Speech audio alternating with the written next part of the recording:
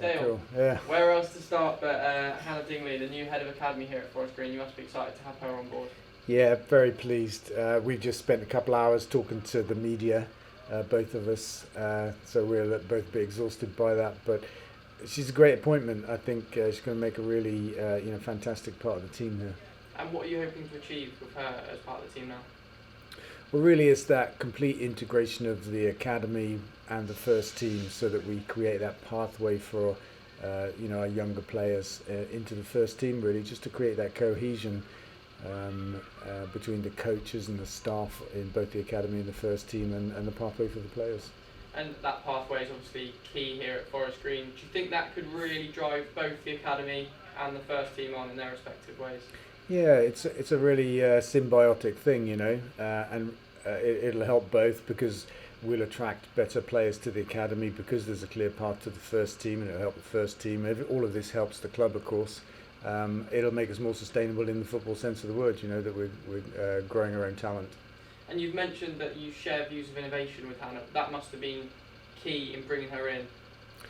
Yeah, it wasn't like a major factor, but when we met and we had a chat, she mentioned her reaction to seeing our road sign another way, and then we talked about what that meant to her, and she talked about her experience in football, it being a very conservative kind of industry, where if she'd suggest something, the reaction she would get would be along the lines of, well, who's already doing it? Why should we do that?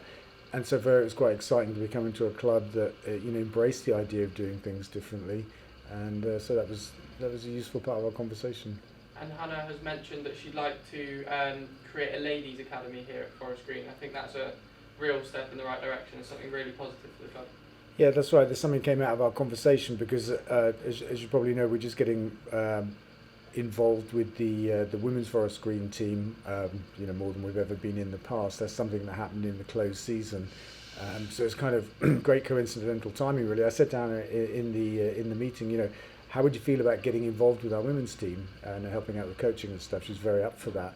And again, I said that maybe we could even create an academy at the same time, because as a club, we've always been meaning to do more with the women's side of the game, and now we've got a great chance to do that. And I think we can be pretty ambitious about where we can get our senior team too. So that's another great opportunity that's coming out of this. Obviously, with Hannah on board, only time will tell, but the club is driving massively forwards on the pitch. Do you think she could play a role in that, with pushing academy players through and really help the club on the pitch strive? Yeah, definitely. I think creating, coaching, bringing on our own players is really going to be important for us. So it's important for any club that manages to do that. It helps make them successful.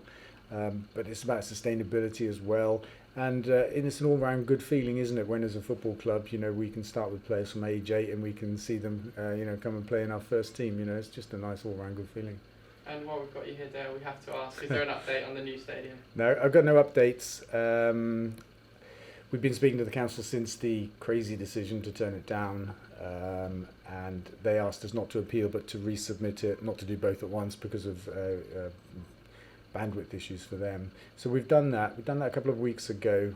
They're aiming to get it back to committee September or October. That's all we know at the moment, for a second decision, a chance to make the decision again, really. And we'll see what happens, and if we have to appeal, we will. I'm very confident that we won't on appeal, because it's a decision that doesn't make any sense. It actually took them 2 weeks to give us the refusal notice. It usually takes 1 day. That's how long it took to come up with some reasons. So. And finally, busy summer of transfer activity. Are you pleased with the recruitment, and are we likely to see any more? No, I think we're done. And I'm very pleased. I was at Yate last night and I watched the team play. I watched play Swindon Supermarine as well. I think we've got some really exciting new players added to the squad. I think we'll push on again this year. We'll be better than we were last year. That's what we try to do every season, and I can see that happening.